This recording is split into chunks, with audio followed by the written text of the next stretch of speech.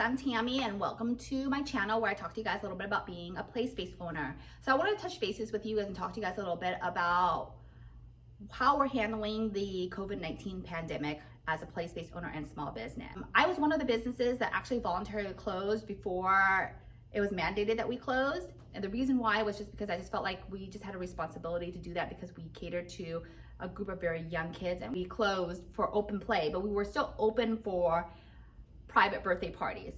Well, a week after that, the state mandated that we close. So then we weren't able to do any birthday parties and we weren't able to do any special events. We weren't able to do anything. So basically profits, money shut down all the way.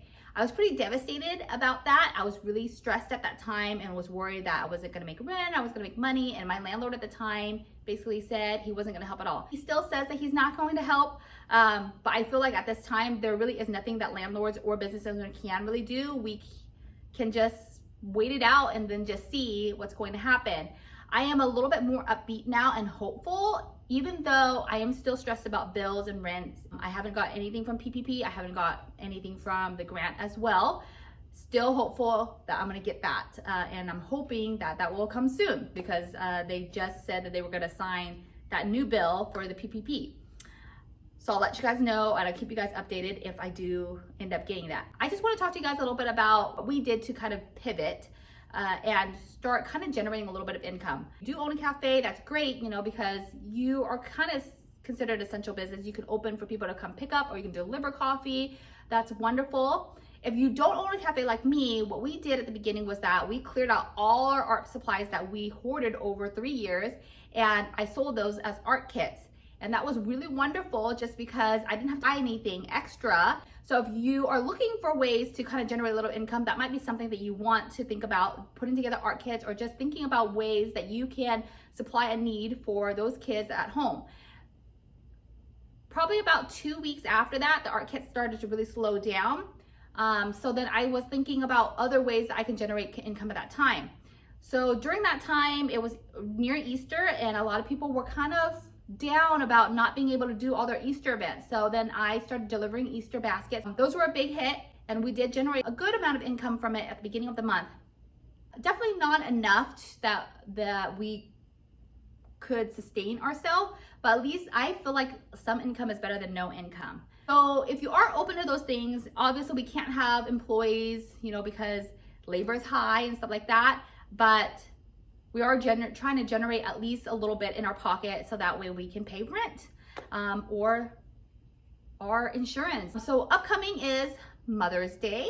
And so you might want to think about something that's coming up to do for Mother's Day. We are trying to generate some sort of Mother's Day package for us so that way we can get out there. Other ways that you can also gain income by posting out gift cards, doing a GoFundMe, things like that. Just anything that can help you generate money right now is key. It's okay to ask for help. I'm one of those people where I like to do things all by myself. I don't like to ask for help. I hate being vulnerable to the public. So, you know, we have to get over that. It's okay to say, hey, you know, guys, I'm really hurting right now. And if you are in support of us, please help us. And I know that right now mental health is a big thing. I definitely understand that people deal with their mental health differently. Some people like to deal with stress by not dealing with stress. And that's okay, but you know, as a business owner, it's never gonna go away. So at this point, we just gotta get out of our box and do what we can, right? So lastly, I just wanna talk to you guys about what to expect when you guys are able to open your doors again. I do believe that the country is gonna open up their door in phases, and I don't think that playspace is gonna be the top priority phase. So you're probably gonna be waiting maybe a month, in order for us to open our doors again. It could be longer than that. I just don't think we're essential enough, and just because we're a gathering place, we're gonna probably be one of the lower phases that are gonna open. I feel like restaurants are probably gonna be first, maybe, retail stores, daycares, and I don't even know if we're considered in the daycare area. So what does that mean for you? That basically means that we're gonna have a longer period where we're gonna be closed, so just expect that. 2, is what it's going to look like when we are able to open again. I do feel like there is going to be some restrictions, and if there isn't, there should be, of how many people you're allowed to let into your facility, just because they're trying to keep social distancing still going. You might only be able to have 10 people in your facility. You might only be able to have 5 people in your facility. You don't know what's gonna happen. So if you are a play space like mine, where you just have open play, where people just come randomly in every single day, you have to kind of think about what you're gonna do to make sure that you are at the right capacity every single day. So for us, we're gonna do more scheduled play. This is the time to think about how to mimic your website, how to mimic your e-commerce, how to mimic your stuff, so that way you can get yourself online immediately to do that scheduled play. So if you're having a lot of downtime at home, start thinking about what you're gonna do to kind of implement that into your system. The other big concern is, what are we gonna do about cleaning practices? I felt like we were really, really clean. We clean every single day, all the time. You know, we wash toys in the sink with soap and water and all those things. But I think that now it's even gonna be a bigger concern about cleanliness. So what are you gonna do to kind of help up the cleanliness level? So we are gonna be implementing a hand washing station up front, and we're gonna be a lot more strict on the no shoe wearing. We are gonna do scheduled play of like 2 hours per session, so that way we will have downtime where we can clean between each play group.